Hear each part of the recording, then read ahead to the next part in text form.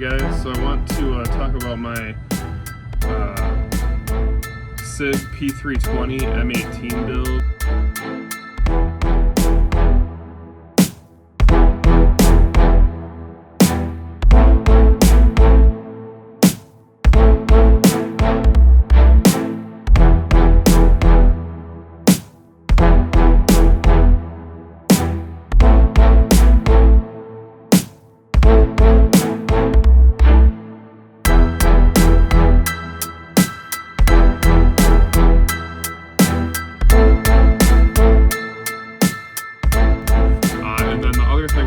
About real fast, and you'll kind of see some point of view shots as I go through this video, and I will be taking them with my AimCam Action Camera Glasses. I am a partner or a brand ambassador for AimCam. If you check out the link below in the description, if you decide to purchase, you can get 10% off by using my discount code, which is MICH Outdoors, M-I-C-H Outdoors, all one word. So that really helps me out if you like what you see from these glasses.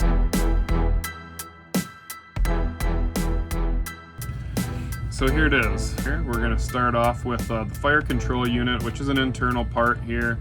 The fire control unit is the serialized part of the SIG P320 M17 and 18 line, which means all these parts can be, other than that, can be shipped directly to your house, and you can build around that basic framework to build this gun however you want. So there is just an endless amount of options that you can go with the P320. So this does have an M17 fire control unit with the stock manual safety in it from SIG. That's SIG parts.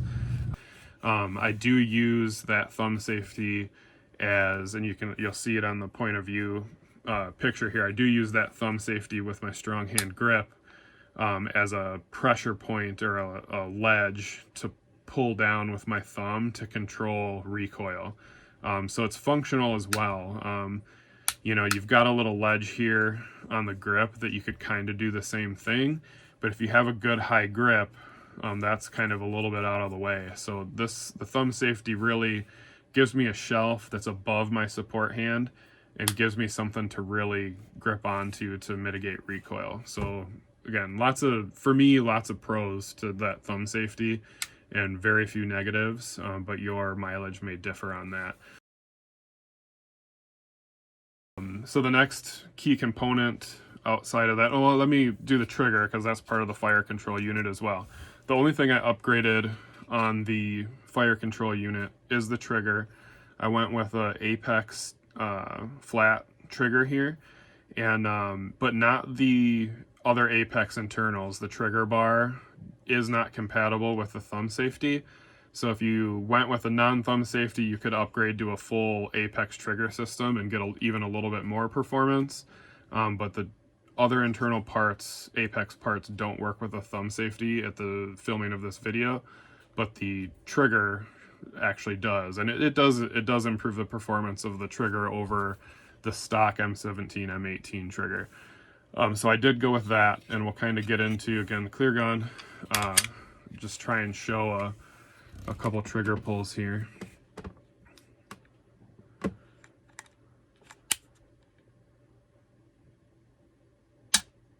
And so for a striker fire gun, you know, it's a pretty good break. You know, if you're used to shooting 1911s, it's feels sloppy compared to that.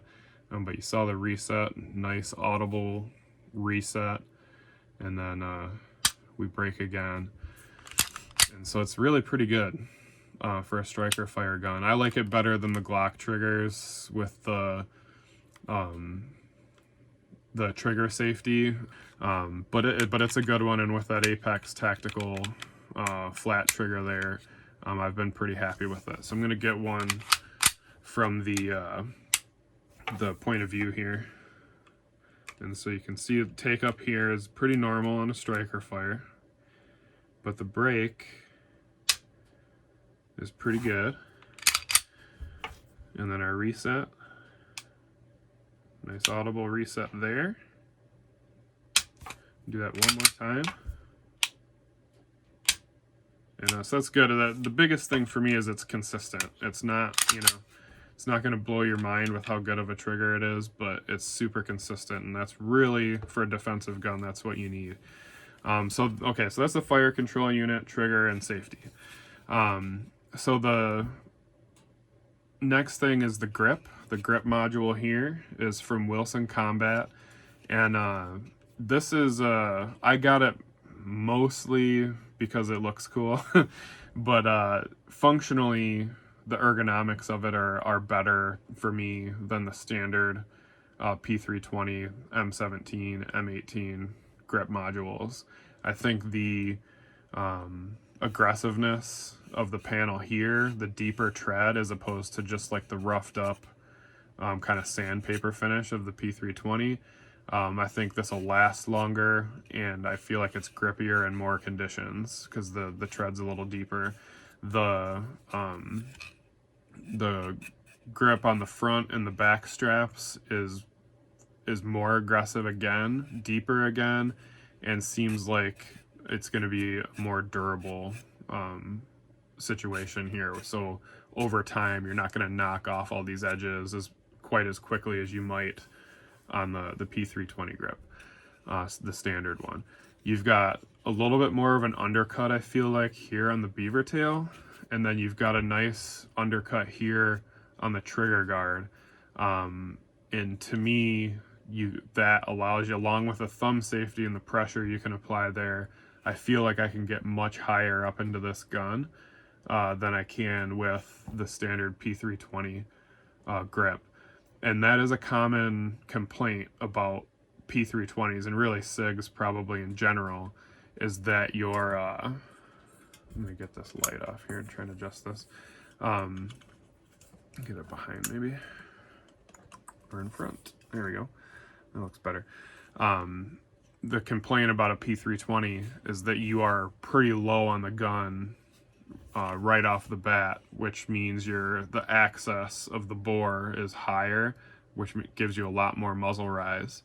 So anything you can do on these P320s to get you higher up into the gun is going to help mitigate recoil. So getting higher in the gun and being able to put more pressure forward and down.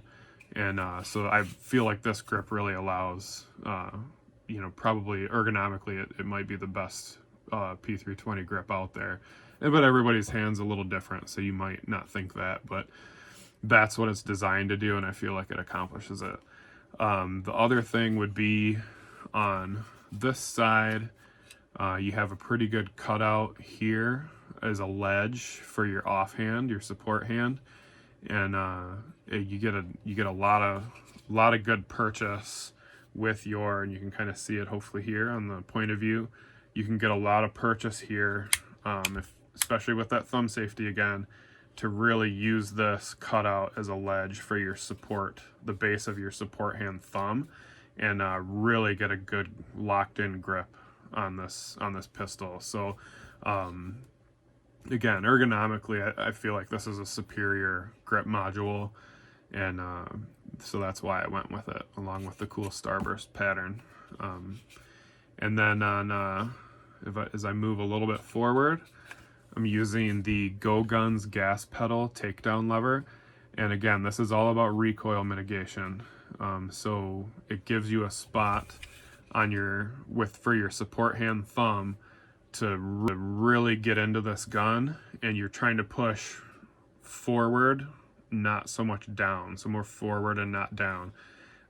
So it's kind of perfect for that. Your thumb fits right in there, and you want to push out, kind of go in this direction, push out with it, and that just gives you a ton of pressure you can put on out towards the muzzle of this gun to keep it down and really mitigate that recoil. So that's the purpose of that.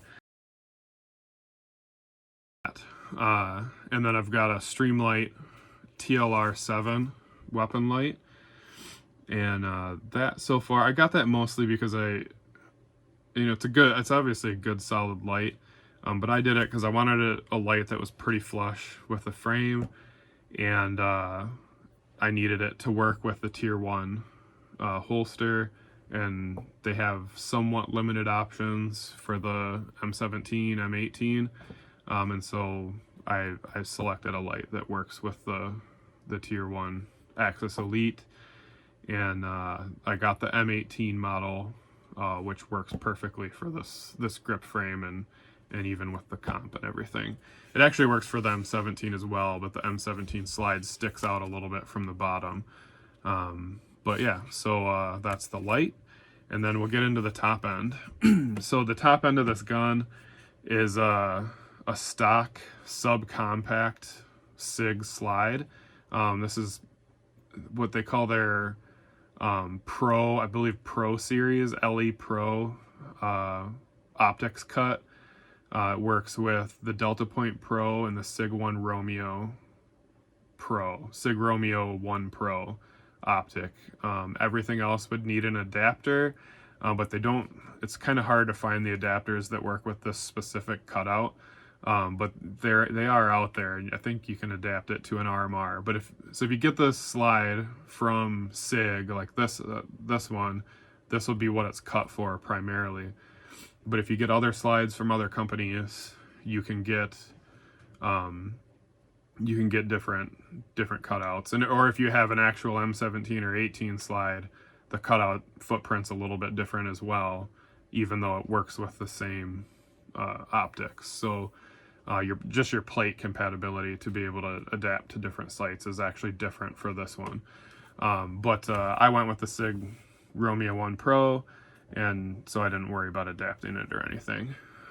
So that's the optic, and then again, a 3.6-inch subcompact slide is what I use. So you can see it comes a little bit short of the end of the frame, and I did that obviously because I was going to add the comp, and I wanted the comp to not stick out very much from the end of the frame. So I went with the subcompact. You can do this same comp with the 3.9-inch slide. It just sticks out a little bit farther and has a little bit longer barrel. But I liked the little bit closer to flush look here. So this is a stock SIG subcompact 3.6-inch slide. I'm going to take this gun down just to kind of show you this comp. I guess I'll just lock it back because you can see everything you need to see. This is a Parker Mountain Machine micro comp and barrel combination. So you can't use factory threaded barrels. You have to get the barrel with the comp from Parker Mountain Machine. They custom make it so that all the lines fit together, and it really has a nice integrated look. So if you want a comp on your, particularly P320, but they do for Glocks and other guns as well, to me the Parker Mountain Machine comps look way better, and my understanding is they function way better than almost any other pistol comp on the market. Everything else looks like an add-on.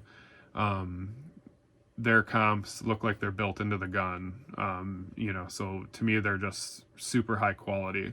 Those are about $350, $360, so it's not cheap for that combo, but a threaded barrel is going to be between $100 and $200 by itself, and then the comp on top of that, and the fact that it's such a custom piece, it's really sounds expensive, but it's a pretty good option. I am using a 3.6-inch DPMS recoil setup, and this is for the 3.6-inch slide and barrel, so a subcompact one. There's not a lot of aftermarket subcompact recoil springs, and the SIG ones are quite often out of stock. So these you can usually find, and you can order them direct from them. If you can't find them in stock in the States, you can get this shipped over, and pretty fast actually. So this is what I went with. You can change out the springs for different powers. It comes with a spring kit, and so you can really fine tune your recoil setup. And that's helpful with the compensator, because depending on what load you're shooting, the comp may need a different amount of recoil to function properly. So I went with the lightest spring, but you can definitely do some fine tuning if the load that you're shooting doesn't function right, particularly with the comp. You can adjust your spring tension to get your gun cycling better. And so that's pretty much my carry version of this gun. And I wanted to show you one more thing, and this is kind of the cool thing about P320s, is that this gun as it stands is my carry gun, but I do shoot competitions, and it's nice to have a backup gun if your expensive race gun goes down. But this gun in this setup doesn't work in any of the divisions that I shoot. So I shoot TAC Ops and 3-gun. This would put me in open, so I can't use this as a backup gun. This gun isn't legal in IDPA because of the Compensator. And limited USPSA or limited Steel Challenge, this isn't legal because it has an optic. It would put you into open division. So the cool thing about P320s is that all it takes is popping this upper off, and you can grab your little bit more standard iron-sighted top end. This happens to be an M17 slide and barrel and recoil spring, and all I have to do is pop that on, and now I have an iron-sighted gun that can be a backup 3-gun, backup limited gun. It works as a production class gun if you wanted to shoot production, because even the gas pedal, I believe, has been made legal in production in most of the shooting sports. You could have an optic on here and shoot carry optics. It works for IDPA, and you'd have to take the light off for IDPA, but and it fits in the same holster as this, as long as I keep the light on. So it's a really dynamic platform to build guns on. So anyways, that is the SIG P320 build that's finished, and I've got a little bit of static indoor range shooting with this, but probably in a separate video I'll do some range time with this, pulling from holsters and stuff once the weather breaks and I can get outside. The indoor ranges by my house don't allow it to pull from holsters or to double tap, so winter is a very boring time of year for me, and from as far as shooting goes. So once the weather breaks, you'll get some more action shots of this, and we'll see what we can do with it. But thanks for watching. Like, subscribe, share, and then obviously I've got the links down low. You know, some affiliate links and some product links down there.